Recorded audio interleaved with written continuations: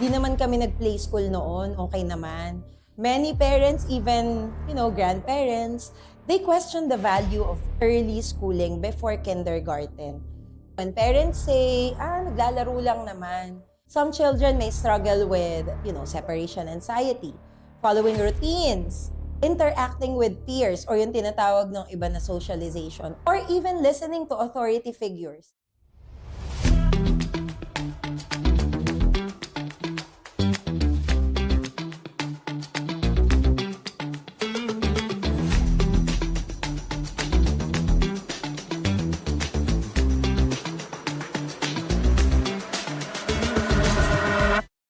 Hi everyone! Welcome back to Dr. K today, where we talk about early childhood and everything in between. I'm Dr. K, and today's topic might stir a little debate, especially among Filipino parents.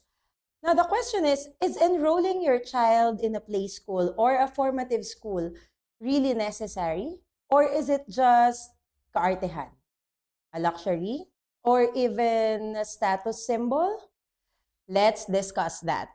If you've ever heard someone say, di naman kami nag-play school noon, okay naman, then you're not alone. Many parents, even, grandparents, they question the value of early schooling before kindergarten. And honestly, it's a fair question. Play school and the formative school costs a lot of money. It takes time. It requires commitment. And some families feel na it's unnecessary. So today, let's break this down in a practical and honest way. No judgment, just clarity. First, alamin natin ano nga ba ang play school compared to a formative school. Play school is where children learn through play. A formative school naman, like Kumacare, builds on that concept by adding more structure, clear goals, and of course, a guided curriculum. In short, yung mga formative school goes a step further. It doesn't just rely on play. It follows a more intentional curriculum that systematically builds foundational skill across different areas of development. So, while both formative and play school focus on the early years, a play school introduces the child to learning through play.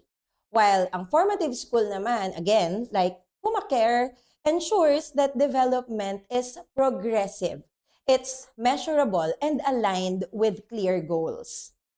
And this distinction matters. Kasi when parents say, naglalaro lang naman, the real question is the play meaningful? Or is it just, passing time? So now, let's answer the big question. Is play school really required? And the honest answer is no. In fact, based on guidelines from the Department of Education, preschool or play school is not a prerequisite for kindergarten. Siyempre, under our K-12 program, what's required for kinder is simply age eligibility. Usually 5 years old by the cutoff date. So legally, a child can enter kindergarten even without any prior play school experience. But here's the more important question. Is it beneficial? And the answer to that is very often yes. Because while DepEd does not require play school, it does emphasize in its early childhood frameworks that children should already be developing social, emotional, and readiness skills before entering formal schooling.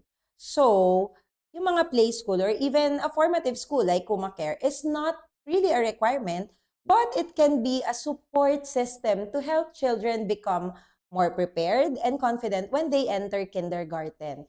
Therefore, mga schools like us become especially valuable in certain situations. For example, if a child has limited exposure to other children, or if both parents are busy or working, pwede din if the child shows delays in speech, behavior, or social interaction, or if the home setup cannot consistently provide structured stimulation. So, schools like Kumacare can serve as a bridge for the child to develop foundational skills in a guided environment.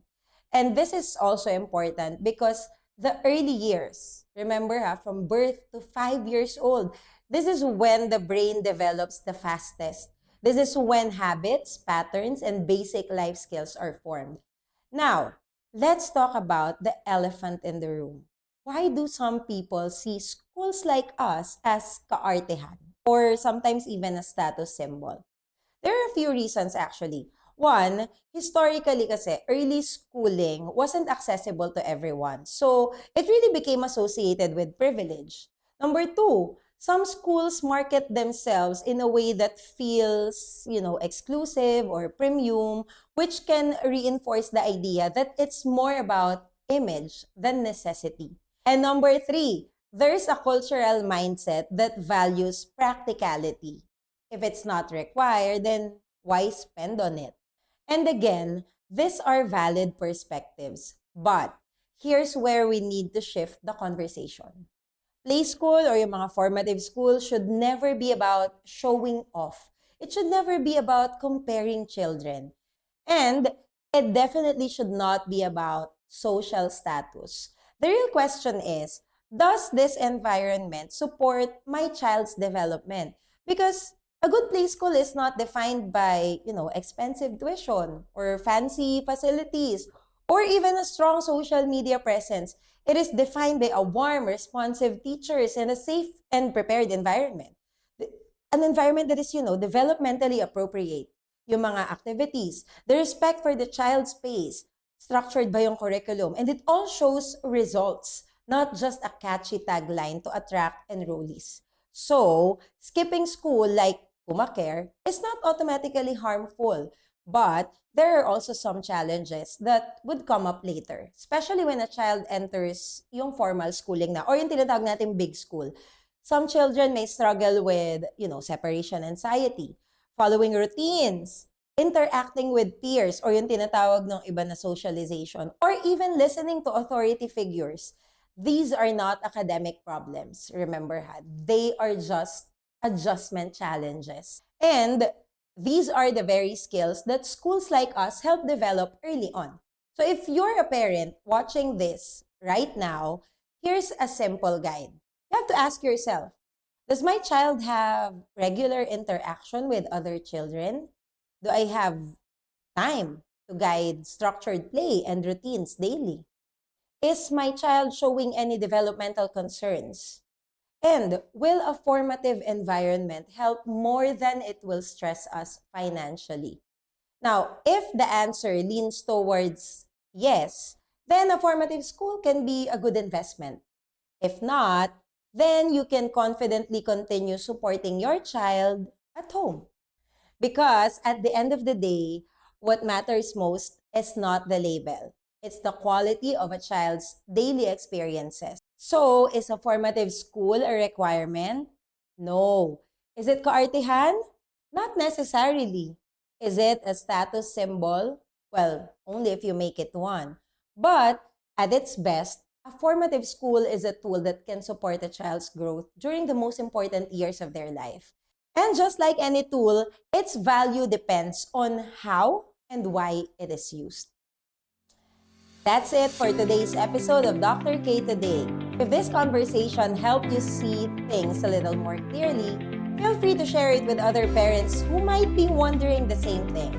Until next time, remember there is no one-size-fits-all in parenting. Only what works best for your child and your family.